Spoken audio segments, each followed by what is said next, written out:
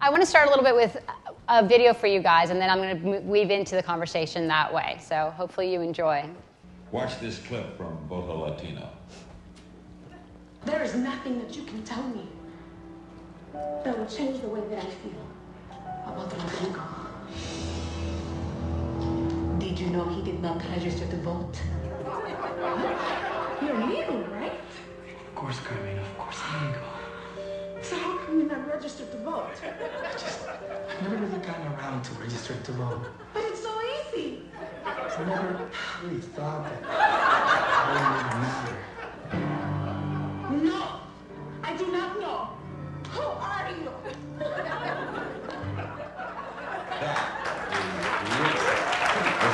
I guess that's the largest minority vote now. So, and the reason I wanted to show it is just to give you a little sense of what we've been able to do to really capture the attention not only of the general market, but more importantly, the Latino youth community.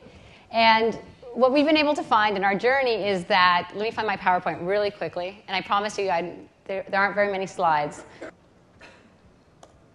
So basically, I want to share with you a little bit about the average Latino. The average Latino in the United States is 25 years old versus the regular population. The mainstream population is actually closer to 35 years old. So we're increasingly dominant in the United States. We really, 1 out of every 4 children born today is of Latino descent. You have 50,000 Latino youth turning 18 every single month who are eligible voters. You have 18 million Latinos who are eligible voters. Of those 18 million, you have exactly 50% of them that are under the age of 40. So what does that mean? Of those, you also have 79% of the Latino voter consumes primarily in English. 79%. But we're missing an opportunity because the majority of this information, unfortunately, to attract and excite and engage the Latino voter is still mostly speaking to them in Spanish. And it's how do you actually create relevant media, technology, and also identify local influencers to really create this very holistic approach to bringing them on board. I'm pleased to share that we first started in 2004, and a lot of folks were, they were a little anxious. They're like, but Latinos, they still speak Spanish. Like, yes, a lot of us do, but the ones that we could influence and target to change the conversation to help our families and our parents, we speak English. And it's increasingly what we're going to find. So how do we change that conversation?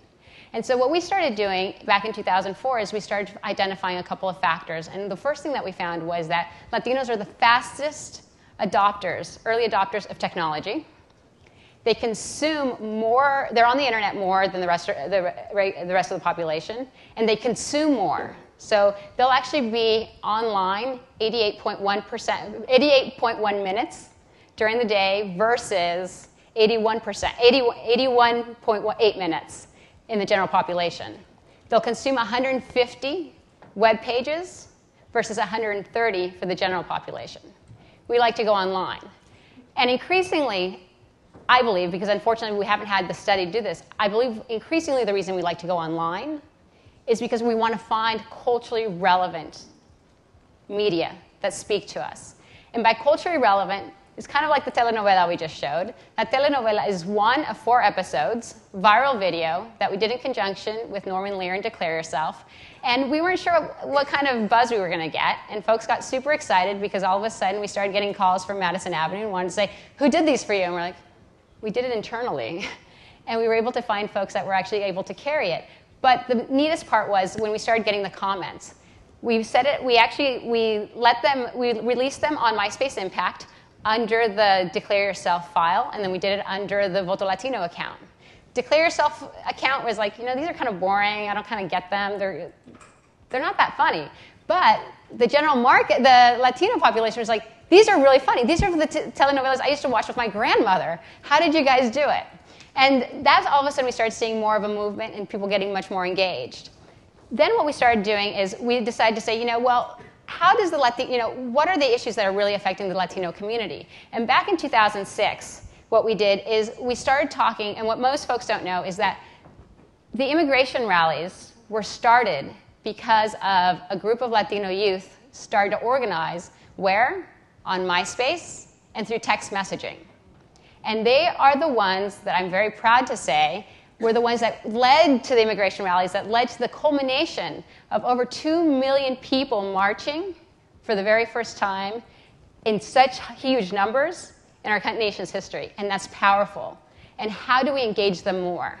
So based on that, we did a public service announcement, again, tapping the Latino movement, but we did a couple of things. Not only did we do a PSA, but we also worked with Mundos, and with Mundos, we actually provided their VJs and our celebrity guests talking points so that they can talk about the importance of political engagement.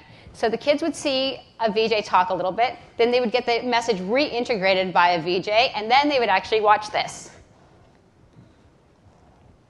Smart cities, small and large, throughout the whole country, to make a statement and to make a difference. Well, everyone took notice, and after 10 days, it all went silent. Where do we take it from here? We walked for hours to make a statement. What is your statement? Change an entire lifetime. Make your time count. Register to vote. That's where the real power lies. Make your next marching line be the line to the voting post. Now is the time. Remember, it's your country. Represent. For more information on voting, go to votolatino.org or hellomundos.com/voto. After that, we found that the best way to integrate it was definitely through celebrity personalities, but we had to figure out how do we get it back on the ground. So Voto Latino partnered with Mobile Voter, another local nonprofit organization here, and we launched the very first voter registration via text messaging. Again, it was kind of an interesting experiment because we had to identify what worked and what didn't. So we did two things. We created an online viral campaign with our local celebrities. Then we also identified local influencers, so local DJs. One is actually DJ Showboy Edgar, who's locally here. And then we also gave the technology to different students to find out what worked best. Through this, we found that the celebrity was fantastic for getting the message and getting the media to help us change the conversation so that the media can help start to talk about the fact that the Latino voter is not a monolithic voter, that it's a generational voter, to create excitement for the general population. But it was the local DJ influencer that we found that got them really excited. Because why? Because this DJ was someone that they heard every single day, they trusted them, and they were not necessarily coming in for a concert and leaving them the next day. So you created network, you created a sense of society, of community, but more importantly, someone that you trusted that kind of looked like you, talked like you, so you felt that he or she was kind of cool.